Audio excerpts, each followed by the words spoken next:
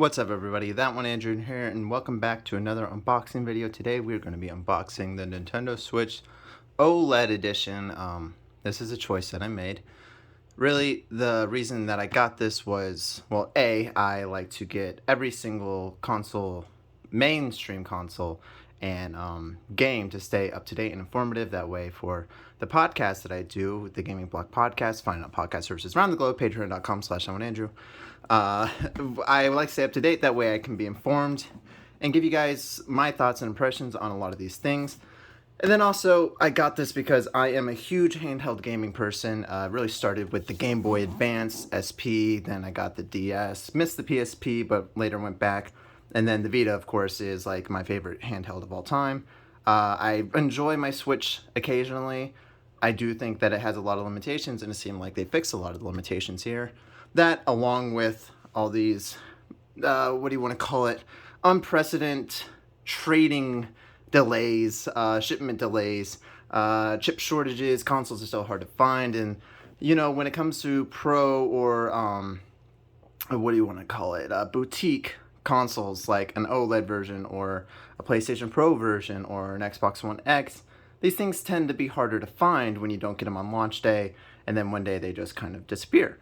And you can hear my impressions on the Gaming Block, where I think Nintendo is going to release their new console either winter of next year or spring of the year after, which means this OLED version will probably not be in production for too long relative to other consoles. But that all being said, I'm going to go ahead and unbox this for you. Just open up at the bottom right there. It tells you how to set it up, plug it in. This is essentially just a Nintendo Switch with some updated features. Box is vertical instead of the horizontal like last time, so that's kind of nice. We have white Joy-Cons, which will definitely get dirty from my dirty hands. Actually, I keep my hands clean. My PS5 controller is still relatively clean. But these are the same, essentially. There's nothing different about them from the normal Joy-Cons. Hopefully, Joy-Con drift is not a problem on these, but from what I've been hearing, there's no real remedy for that. Well, actually, I think I did read something that said there's a remedy, but hopefully that's not a problem this time around. Not a big fan of Joy-Cons, but they do the job, they get it done, and it works for this console. The turning it sideways, 2-player right there, tabletop mode, and I think this is going to be great for tabletop mode. With the original Switch, I used the tabletop with the kickstand a handful of times, mostly at launch, because that's when it was the time to do it. But now this just, yeah, it's not a way to play. The screen's too small, but the screen is bigger. So this is the console itself, and I love that it's just a little tablet.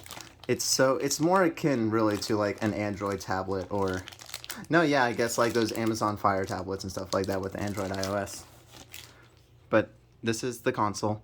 The kickstand is much better this time. It is the full, well, can you open it? Maybe. Yes, you can. It's full. It's very rigid, which means that it has like full 360 motion, so I can tilt it like that, I can tilt it like that, and you can see that it has a lot of resistance there. Hopefully this doesn't loosen in its lifetime and then it just comes all floppy, because that could be a problem. I'm sure it's just a screw you'd have to tighten somewhere, but set up like that. Much better than the poor excuse of a kickstand that the original Switch came with. SD card slot, I have that back there somewhere. I also have a screen protector ready to go for this because I take no chances with stuff like that. With cardboard. And this is very interesting. I really like the design of the dock. It's the little things that go a long way. It's the reason I like the original PS4 so much. It's just that little angular, and then the stripe down the middle. It's not much, but it's enough to make it really stand out. And I think the same is with this dock. What they did with the dock is it's rounded on the edges now, and it just looks nicer. This is where the cords come through. I mean, this just looks premium. It looks so much better than the original OG dock, which I do have right behind me. It's plugged in though, so I'm not gonna unplug it. I'm sure you have a dock of yourself, or you have a dock for yourself, or you could just look one up. Interesting. The whole thing comes off this time, so it doesn't. The other one just kind of like opened up like a door. This one pops all the way off. AC adapter, HDMI out, and this has a built-in LAN port, something that the original Switch was direly missing. The original Switch feels like a prototype that they just shipped to market because they didn't know. I don't know. Nintendo's very interesting. 2 USB ports. Charge your controllers in, Pro controllers. Put a fighting stick in, something, whatever you USB with. But yeah, there's the dock. So that right there, and then just the smaller things, I think. Get all this stuff out. So here we have the little add-ons for the Joy-Cons, bumper buttons. I don't know what they call these things. I never use them. We have an HDMI cord, great, another one. Power brick looks exactly the same as the original Switch. And then I forgot that it came with one of these. This is nice. Joy-Con grip, so you can snap your Joy-Cons in like that. And they got a little controller. If you're a person that likes this controller, awesome. I occasionally do, but for the most time I don't. But these can go on the side like this. I really love this white aesthetic. I think white just looks modern and it looks higher end. Looking at the top, we do have, it's kind of hard to see in the dark, but there is a headphone jack right there, I promise. Power button, which I'm going to turn on now. And then volume down, volume up. The bottom, USB-C. And then the game card slot is right here.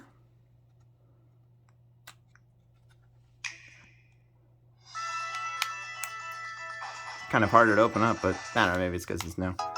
But you can see the screen right here, and it's funny because this doesn't look noticeably like, whoa, so much bigger and better looking.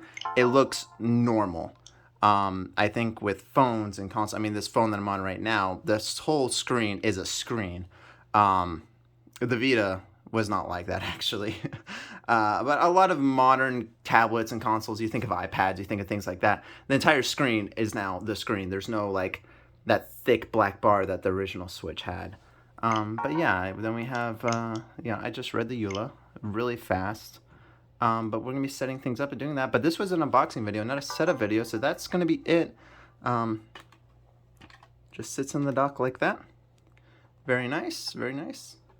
And expect some Smash Brothers videos, because now that it has built-in LAN, I'm going to start playing Smash a lot more, and I'm going to be recording that and posting it. So if you enjoyed this, please subscribe to my channel, and then also check out that podcast where I will give my impressions on later today. I'm just going to kind of sit here and play on this thing for a few hours. I got Paper Mario to play on it, handheld mode.